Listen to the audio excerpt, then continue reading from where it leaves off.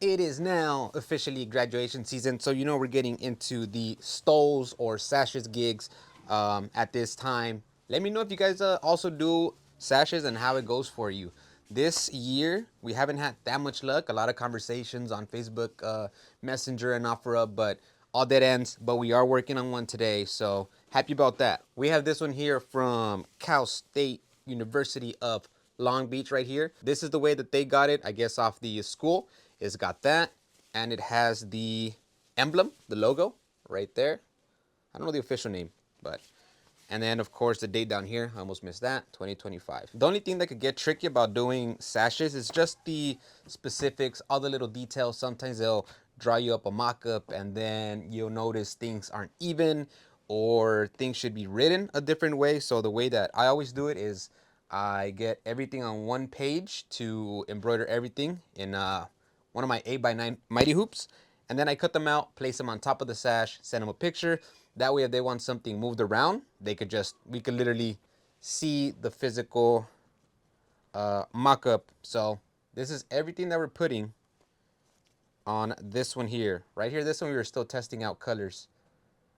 I think it's this bottom one because it's not exactly yellow. It's got a little orange to it, and I think we found the perfect thread. But let me see. We're going to be adding first generation on top of the 2025, and we're going to be adding this to the neckline back here. So it'll read, if they're wearing it, it'll read like this. Bam. The cool thing about this one, we're actually going to embroider this design. You got your butterfly, little flowers, and the hummingbird on the bottom of the stole as well. I'm not going to show you guys the practice run I did for that, just so you know, it could be a little surprise, but pretty much you got your even space right here and right here, first generation, and that's going to match right over here, the flowers, you know. So it's going to look really nice. Stay tuned for that. I know everything's going to come out looking clean, so stay tuned, like, and subscribe if you like all things embroidery. I'm not going to show doing everything because it'll be a bit repetitive, but I think I'll slow it down for you guys when I'm doing the back. I think you guys would like to see that, and the cool little bird design that we're going to add down here. I will add the link on my description to get free shipping on all things from Mighty Hoop, Hoop Master, on their website, code TK Stitch. It'll be a link down there, as well as some stuff that I get from Amazon, including these sheets of tearaway, in case you're trying to get these exact ones that I'm using. I am gonna be using my standalone fixture with my 5.5 Mighty Hoop, I think it is. It makes everything much easier when it comes to centering, not having to hold one end on the table like this, trying to straighten it out. It just helps out so much, just being able to place it right here, smacking it down, as well as I think I'll probably be using 2 sheets of Cutaway stabilizer. Last year that I was doing these videos, I did get at least a couple comments saying that it would have looked a little bit cleaner if I had black stabilizer. I was using white stabilizer on black colored sashes. So 100% correct. I got them this year. This embroidery that's on there is clean. I'm talking about like little to no puckering. So I want to try to match that as close as possible. That's why I'm using 2 sheets. I've always used one, but like I mentioned, that embroidery is pretty clean. So I'm gonna try to match it so you can't tell what was added on there, which is kind of the whole point. You know, have everything matching, colors, everything. I'm gonna get through off camera all the boring, simple stuff. And then when we get to the real cool stuff, I'll come back with you guys and show you more in detail. So see you in a bit.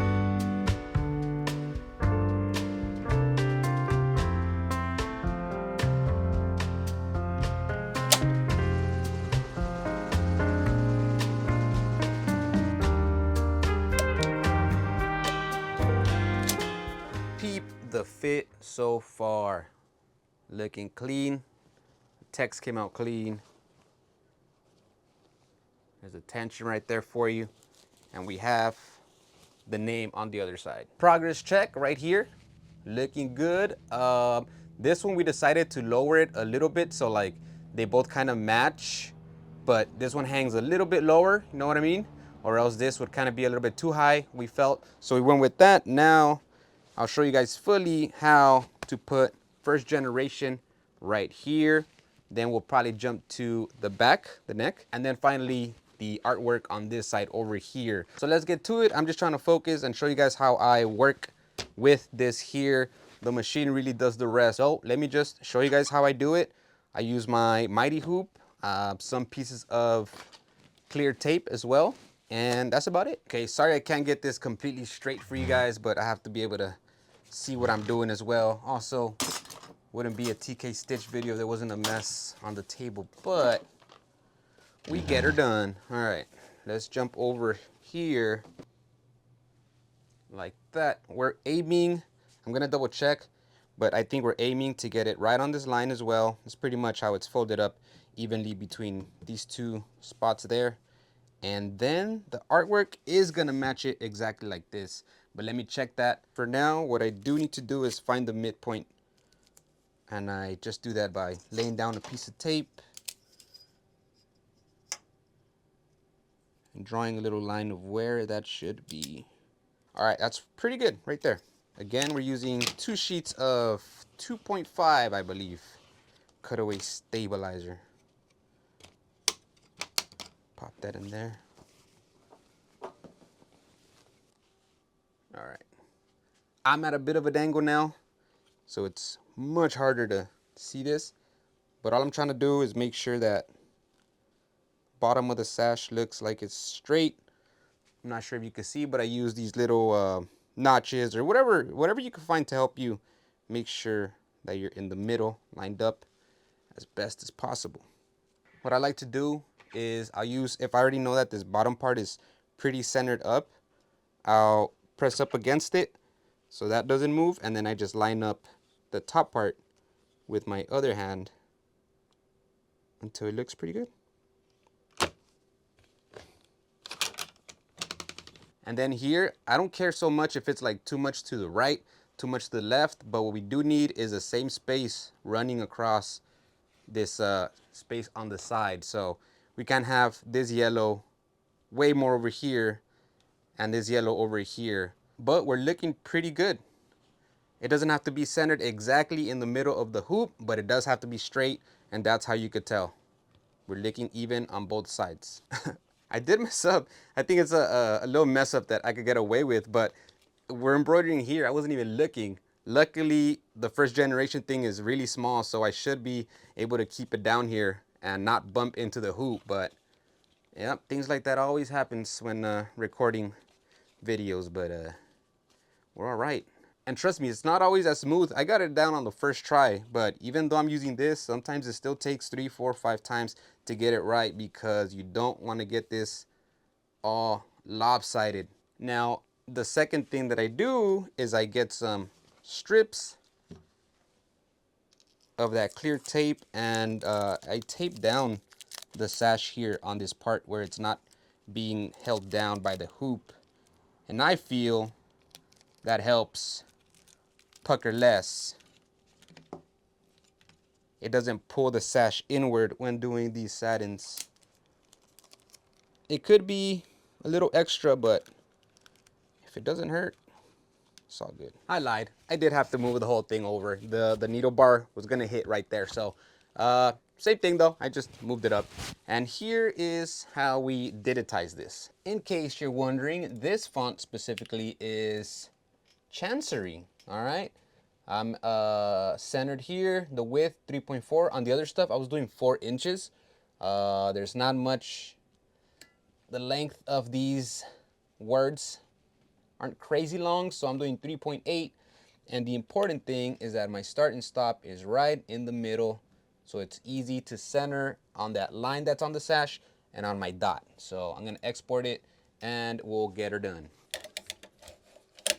Just gotta load up the design. Also, careful not to get your sash stuck underneath here. It happened to one of the first sashes we ever did. Luckily we were able to unstitch it, but almost got a heart attack when that happened. Let's run the trace. And there I'm just making sure that the needle doesn't go too far this way or the other way. That looks good. Let me take this off. There we go.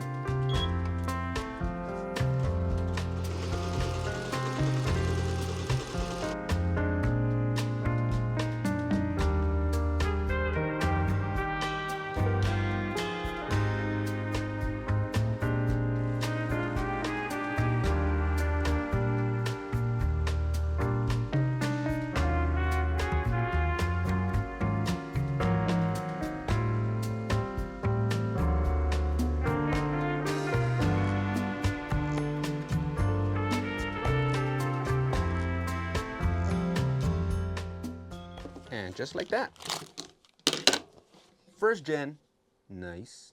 Okay, let's walk through this. How are we gonna make it work? So this is gonna go, we're doing the back now. Thank you, Faja and Maja. I need a bigger table. All right, gotta have this in the most natural position. We're gonna be using the 8x9. So the goal would be to get this line as straight as possible with these 2 dots that we have on our mighty hoop. That should not be too bad, too difficult.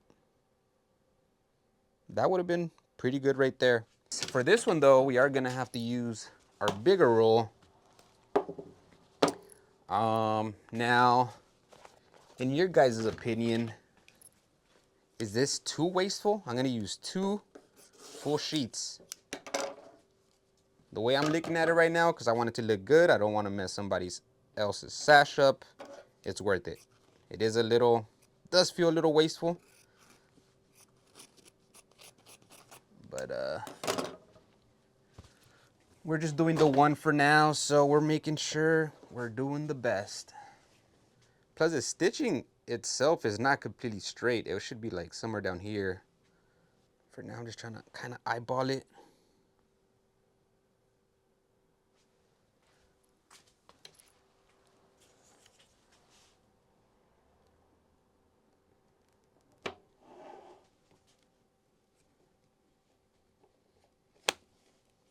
Ah, my sweater.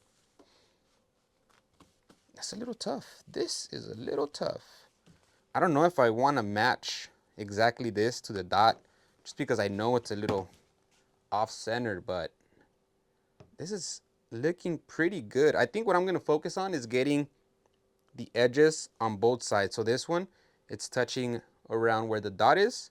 So this one, if I can, I'm going to pull it down so that it matches around the same place, and the same up here. It's not looking too bad. So let's see if I could just wiggle this down a bit, or probably be easier to pull this one up a bit.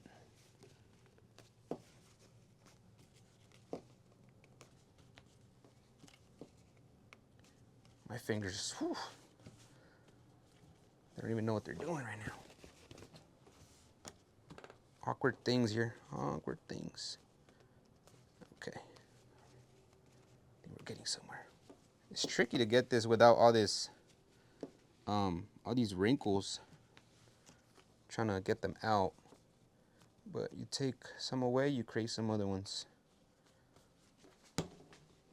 I am gonna tape down everything, so if there are any wrinkles, I could kind of like pull this down a bit, straighten them out, tape it, and you know,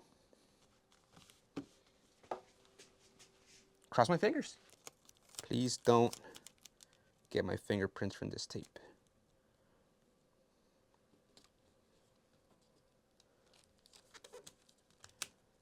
You guys think if like customers saw some of this stuff,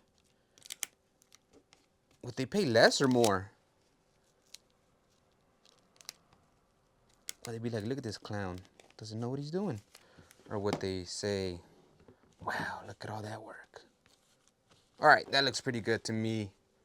I'm gonna put it probably up here.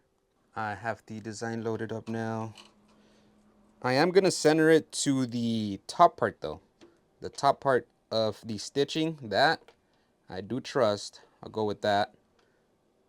Think I'm gonna just go a little bit higher and we're good to go.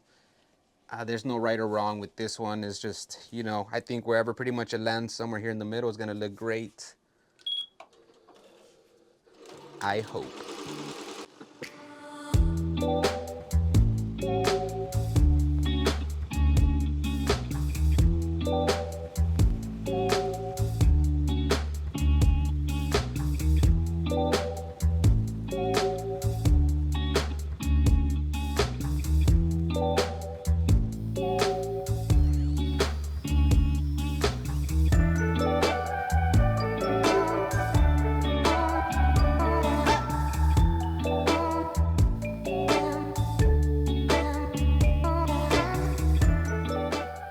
it's done and it looks pretty good. Let's take that out.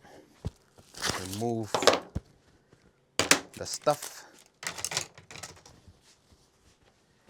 There it is. I think it's as straight as could be. I don't know if it looks like that to you guys, but upside down to me, it does. That's pretty good. I think we nailed it right there. What do you guys think? Now it's time for the final boss. The little artwork section. It should come out good.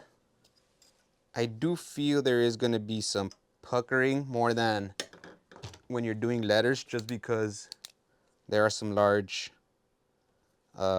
tatami fills. Most of it is just tatami fills, so there's a lot of stitching in this one, but I don't think it'll be anything crazy or a deal breaker.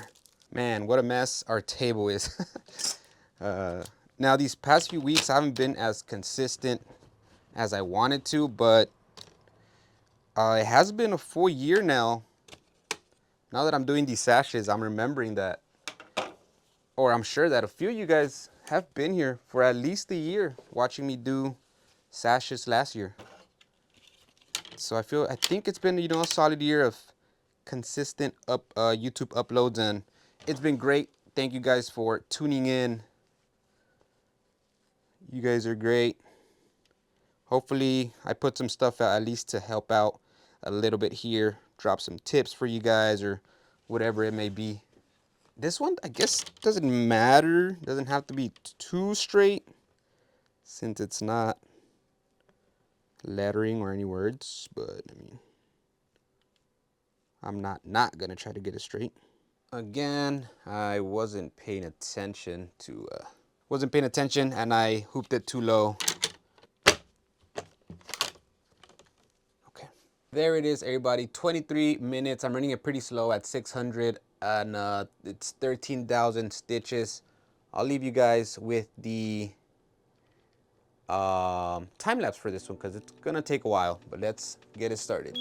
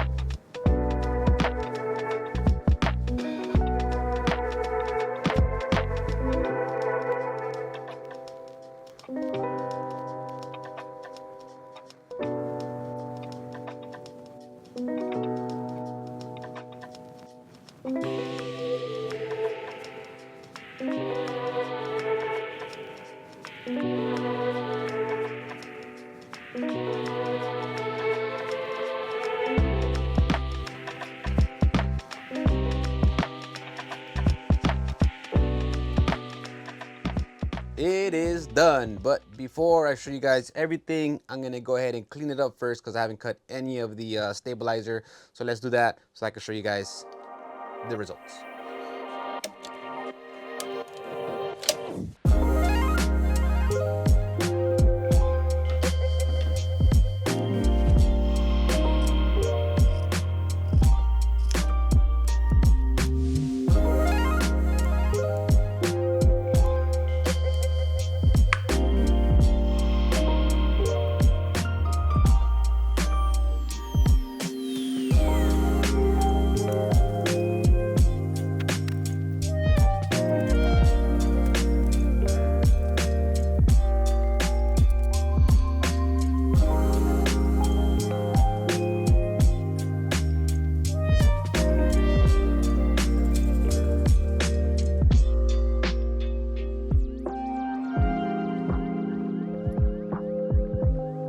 there we have it, everybody. Finally done.